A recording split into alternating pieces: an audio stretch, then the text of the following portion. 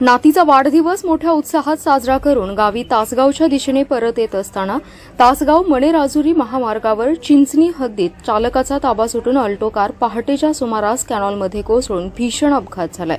या अपघातात 3 लहान मुलांसह एकाच कुटुंबातील 6 जणांचा दुर्दैवी मृत्यू झालाय, तर एका महिलेची प्रकृती गंभीर असून तिच्यावर खासगी रुग्णालयात उपचार सुरू आहेत।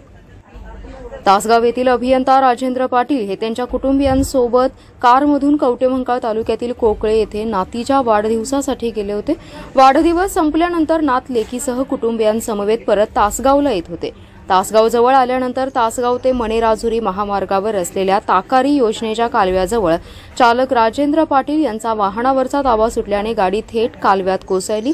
या अपघातात गाडीतील राजेंद्र जगन्नाथ पाटील, त्यांच्या पत्नी सुजाता जगन्नाथ पाटील, मुलगी प्रियंका अवधूत पाटील, 5 वर्षीय नात दुर्वा अवधूत खराडे, दुसरी 1 वर्षाची चिमुरडी नात कार्तिकी अवधूत खराडे आणि 2 वर्षाचा राजवी विकास भोसले यांचा जागीच मृत्यू झालाय, तर पाटील यांची दुसरी मुलगी स्वप्नाली विकास भोसले ही गंभीर जखमी असून तिच्यावर खासगी रुग्णालयात उपचार सुरू आहेत। अपघात मध्यरात्री 1:30 वाजण्याच्या सुमारास झाला होता। सकाळी 6:30 वाजण्याच्या सुमारास परिसरातील नागरिकांच्या हा प्रकार लक्षात आल्यानंतर तासगाव पोलिसांना याबाबतची माहिती कळवण्यात आली।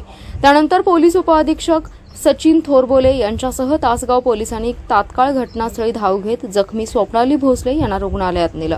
राजवीचा दुसरा वाढदिवस तिच्या कुटुंबियांनी मोठ्या जल्लोषात साजरा केला, मात्र वाढदिवस संपवून सुट्टीसाठी आजोबांच्या समवेत आजोळी जात असतानाच काळाने खाला घातला।